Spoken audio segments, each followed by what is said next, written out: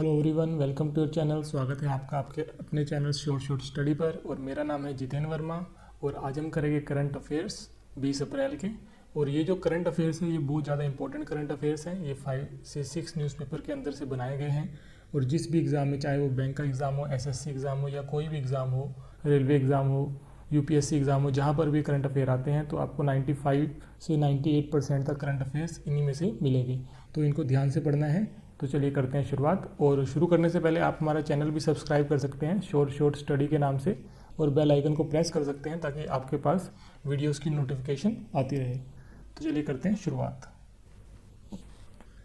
जन अनुशासन पखवाड़ा, जिसको बोलते हैं जन अनुशासन पखवाड़ा या सार्वजनिक अनुशासन पखवाड़े की घोषणा किस राज्य ने की है? ये किया राजस्थान है। ये है क्या, बेसिकली जैसे अभी कोरोना केसेस बढ़ रहे हैं तो राजस्थान में भी एक दिन में 10,000 केसेस आ रहे थे, 10,000 केसेस पर डे, यानी एक दिन के 10,000 कोरोना केसेस राजस्थान में आ रहे थे।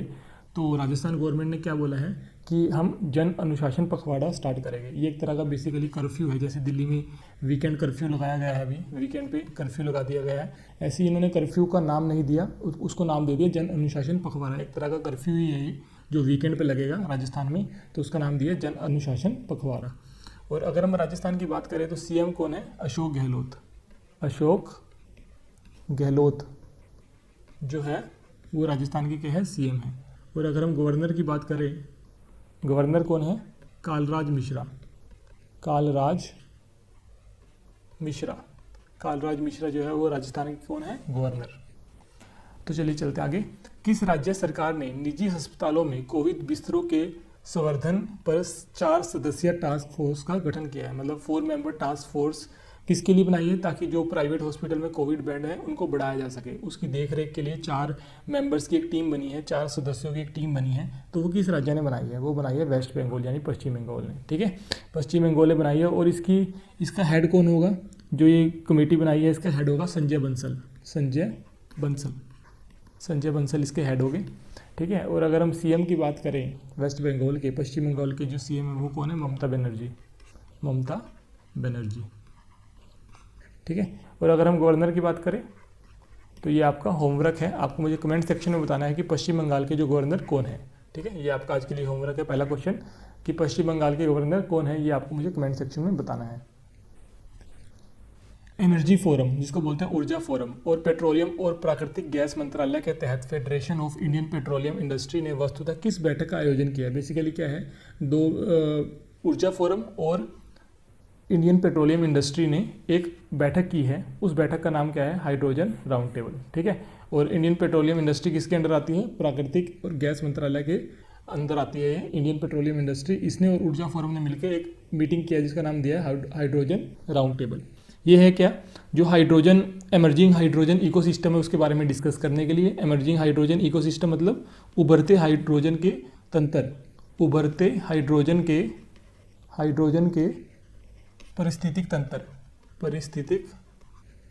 तंत्र, उनके बारे में चर्चा करने के लिए, मतलब एमर्जिंग हाइड्रोजन इकोसिस्टम के बारे में डिस्कस करने के लिए ये बैठक हुई है। इसका नाम दिया हाइड्रोजन राउंड टेबल। भारतीय रेलवे देश भर में तरल चिकित्सा ऑक्सीजन और ऑक्सीजन सिलेंडर परिवहन करने वाली कौन सी ट्रेन चलाएगा? ठीक है, तो इंडियन रेलवे चला रहा है लिक्विड मेडिकल ऑक्सीजन और oxygen cylinders across the country. ये ग्रीन कॉरिडोर के अंदर चला रहा है, ग्रीन कॉरिडोर के तहत चला रहा है। इसका नाम दिया है ऑक्सीजन एक्सप्रेस। ठीक है, ये किस लिए चला रहा है? क्योंकि कोविड केसेस, कोरोना वायरस के जो केसेस बढ़ रहे हैं तो ऑक्सीजन की ज़रूरत पूरे इंडिया में है, तो उस पर्पज़ के लिए ये ट्रेन चलाई जा रही है, इंडियन रेलवे चला रहे हैं। ये कहाँ से चलाई जाएगी? ये चलाई जाएगी बोईसर से, बोईसर नियर मुंबई, बोईसर से चलाई जाएगी। ठीक है। और हमारे रेल मंत्री कौन है? रेल मंत्री हमारे हैं पीयूष गोयल हमारे जो है वो रेल मंत्री है। रेल मंत्री कौन है? पीयूष गोयल। और हमारे सीईओ कौन है इंडियन रेलवे के? सीईओ है सुनीत शर्मा जो है वो इंडियन रेलवे कौन है? सीईओ। तो ये आपको ध्यान रखना है। किस पुरस्कार पोर्टल ने ब्रेव हार्ट्स को अभिनव श्रद्धांजलि प्रतियोगिता का एक आयोजन किया है? तो ये कंपटीशन का नाम क्या है? Innovative tributes to brave hearts competition. ये है क्या बेसिकली? पहले तो क्वेश्चन को समझते हैं। अभी क्या है, पूरे इंडिया में जो गैलेंट्री अवार्ड्स है, इसका आंसर है वैसे गैलेंट्री अवार्ड्स पोर्टल ने क्या किया है? पूरे इंडिया से पार्टिसिपेंट को क्या किया है, इनवाइट किया, उनको आमंत्रण दिया कि आप आओ और अपने तरीके से, इनोवेटिव तरीके से जो भी ब्रेव हार्ट्स है जिन्होंने इंडिया के लिए योगदान किया है, आप उनको श्रद्धांजलि दो या इनको आप सैल्यूट करो, ट्राइब्यूट दो उनको।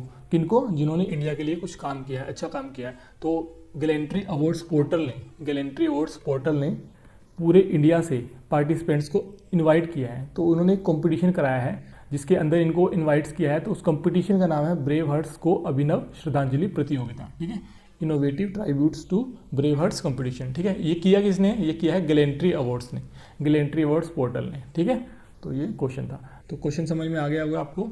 बेसिकली जो भी जिन्होंने भी इंडिया के लिए योगदान दिया उनको श्रद्धांजलि देने के लिए पूरे इंडिया से पार्टिसिपेंट बुलाने के लिए कंपटीशन कराया गया है। उस कंपटीशन का नाम है innovative tributes to brave hearts competition.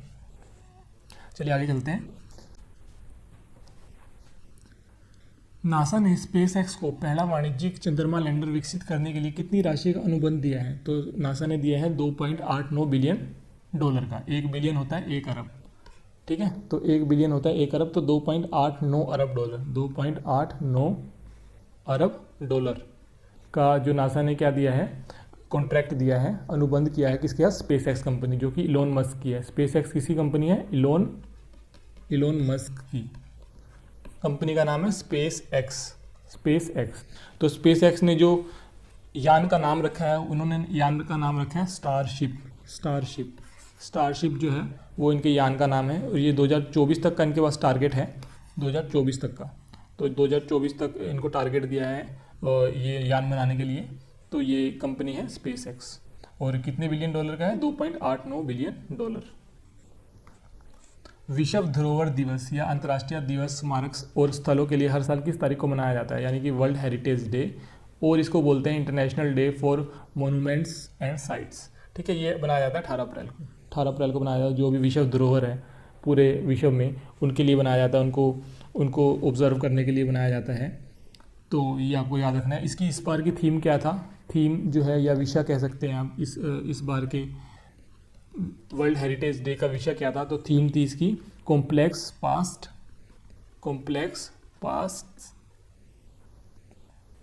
Past diverse future. ये इस बार की थीम थी। अगर हम इसको हिंदी में देखें तो इसका मतलब होगा जटिल अतीत विविध भविष्य। ठीक है, तो ये इस बार का थीम थी किसकी? वर्ल्ड हेरिटेज डे की। और अगर हम बात करें वर्ल्ड लीवर डे कब बनाया जाता है? वर्ल्ड लीवर डे बनाया जाता है 19 अप्रैल को। 19 अप्रैल को बनाया जाता है वर्ल्ड लीवर डे। और वर्ल्ड हेरिटेज डे कब बनाया जाता है? 18 अप्रैल को। वर्ल्ड हेरिटेज डे बनाती कौन सी संस्था है? तो वर्ल्ड हेरिटेज, जो हेरिटेज साइट्स होती है उनको कौन ऑब्जर्व करता है, उनको कौन उनका आंकलन करता है? तो एक यूनाइटेड नेशन की संस्था है जिसको बोलते हैं यूनेस्को। ठीक है, इसकी फुल फॉर्म है United Nation Education Scientific and Cultural Organization. ठीक है, United Nation Education Scientific and Cultural Organization, ये इसकी फुल फॉर्म है। तो ये आकलन करती है जो भी पूरे विश्व में हेरिटेज साइट्स हैं, हेरिटेज जगह है, तो उनका आकलन करती है यूनेस्को। ठीक है, और इसका यूनेस्को का मुख्यालय कहाँ पर है? यूनेस्को का मुख्यालय है पेरिस में। पेरिस जो है फ्रांस की राजधानी है, पेरिस में है। ठीक है, पेरिस में है इसका मुख्यालय। और इसके जो अध्यक्ष हैं, इनके अध्यक्ष का नाम क्या है? Audrey Azoulay. यूनेस्को के जो अध्यक्ष हैं उनका नाम है ऑड्रे अजोले।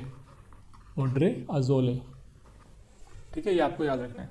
और अगर हम इसको हिंदी में प्रोनाउंस करें तो इसको हिंदी में क्या बोलेंगे? संयुक्त राष्ट्र शिक्षा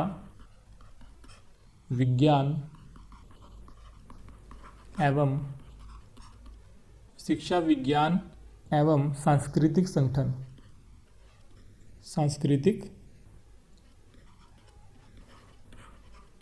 संगठन। ठीक है, तो ये आपको पता होना चाहिए। चलिए आगे चलते हैं। किस मंत्रालय ने कोविड के दौरान विशेष रूप से आतिथ्य और पर्यटन उद्योग को मजबूत करने के लिए clear trip and easy my trip के साथ समझौता ज्ञापन पर हस्ताक्षर किए, ताकि कोविड-19 के दौरान जो उनके टूरिज्म इंडस्ट्री है वो बनी रहे। तो किस मिनिस्ट्री ने किया है? ऑब्वियसली पर्यटन का बात हो रही है तो पर्यटन के लिए कौन सा? पर्यटन मंत्रालय। तो मिनिस्ट्री ऑफ टूरिज्म ने किया है ये। इन्होंने किसके साथ किया है? Clear trip and easy my trip के साथ इन्होंने क्या किया है? समझौता ज्ञापन पर हस्ताक्षर किए हैं। ठीक है, ताकि जो पर्यटन उद्योग है वो मजबूत हो सके। ठीक है, और अगर हम इसकी बात करें तो हमारे कल्चरल और टूरिज्म मिनिस्टर, कल्चरल एवं टूरिज्म मिनिस्टर कौन है हमारे? वो है प्रहलाद सिंह पटेल जो है हमारे मंत्री है मिनिस्टर ऑफ टूरिज्म और कल्चरल के। ठीक है, कल्चरल होता है सांस्कृतिक और टूरिज्म होता है पर्यटन। किस व्यक्ति ने इमोला इटली में एक जगह है इमोला में एमिलिया रोमन्ना F1 ग्रां प्री 2021 जीती है। तो ये रेस का नाम है, तो ये जीती है मैक्स वर्स्तापन ने। लुइस हैमिल्टन एक्सीडेंट हो गया था रेस के दौरान, तो इसलिए वो सेकंड आए हैं। तो जीती किसने? मैक्स वर्स्तापन ने। ठीक है, रेड बुल के हैं मैक्स वर्स्तापन, इन्होंने जीती है। और इससे पहले भी बहरीन ग्रां प्री हुई थी, बहरीन ग्रां प्री हुई थी। वो किसने जीती है? बहरीन ग्रांड प्रिक्स जिसको बोलते हैं, अभी हुई है मार्च में। वो किसने जीती है? वो जीती है लुइस हैमिल्टन ने। वो किसने जीती है? लुइस हैमिल्टन ने। और एमिलिया रोमन्ना किसने जीती है? मैक्स वर्स्तापन ने। भारत ने 2021 senior Asian wrestling championship Almaty Kazakhstan में हुए हैं। ये चैंपियनशिप का नाम है सीनियर एशियन रेसलिंग चैंपियनशिप। कहाँ पे हुआ है? अल्माटी कजाकिस्तान में एक जगह है अल्माटी, वहाँ पे हुए हैं। भारत ने उसमें कितने पदक जीते हैं? भारत ने जीते 14 पदक। भारत ने कितने जीते? 14 पदक। ठीक है, और अगर हम इसकी कजाकिस्तान की राजधानी की बात करें तो राजधानी है नूर सुल्तान जो है वो कजाकिस्तान की क्या है? राजधानी। किस महिला ने ताशकंद में एशियाई भारोत्तोलन होता है वेट लिफ्टिंग, ठीक है, एशियन वेट लिफ्टिंग चैंपियनशिप जो कि ताशकंद में हुई है, किस महिला ने 49 kilogram clean and jerk category में 119 किलोग्राम भार में कांस्य पदक जीता है? तो वो है मीराबाई चानू ने जो है ब्रॉन्ज मेडल जीता है 119 किलोग्राम भार कैटेगरी में क्लीन एंड जर्क में। ठीक है, और ये हुई कहाँ पे है चैंपियनशिप? ये हुई है ताशकंद में। ठीक है, ताशकंद में हुई है। और जीता ब्रॉन्ज मेडल किसने जीता है? इंडिया की मीराबाई चानू ने। और गोल्ड मेडल किसने जीता है? ये जीता है होउ जिही ने। ये कहाँ की है? ये है चाइना की। गोल्ड मेडल जीता है होउ जिही ने और ब्रॉन्ज मेडल यानी कांस्य पदक जीता है मीराबाई चानू ने। तो इसका आंसर है मीराबाई चानू। अहमद हुसैन का हाल ही में निधन हो गया। वह किस खेल से संबंधित थे? वो किस खेल से संबंधित थे? वो थे फुटबॉलर। ठीक है, डायरेक्ट क्वेश्चन ऐसे याद रख लेना है। अहमद हुसैन कौन थे? फुटबॉलर। एडोब के संस्थापक और पीडीएफ डेवलपर चार्ल्स गेस्के का निधन हो गया। वे किस देश के थे? वो किस देश के थे? वो थे अमेरिका के। ठीक है, अमेरिका के थे। एडोब के सह संस्थापक और इन्होंने पीडीएफ डेवलप की थी, जो पीडीएफ फाइल्स होती है, पीडीएफ के जो संस्थापक है ये, तो इनका नाम था चार्ल्स गेस्के। ये कहाँ के थे? अमेरिका के। इनका भी निधन हो गया है। किस मंत्री ने रामायण पर पहली बार ऑनलाइन प्रदर्शनी का उद्घाटन किया है? ये है प्रहलाद सिंह पटेल। ठीक है, ये हमारे कल्चर एवं टूरिज्म मिनिस्टर है। कल्चरल एवं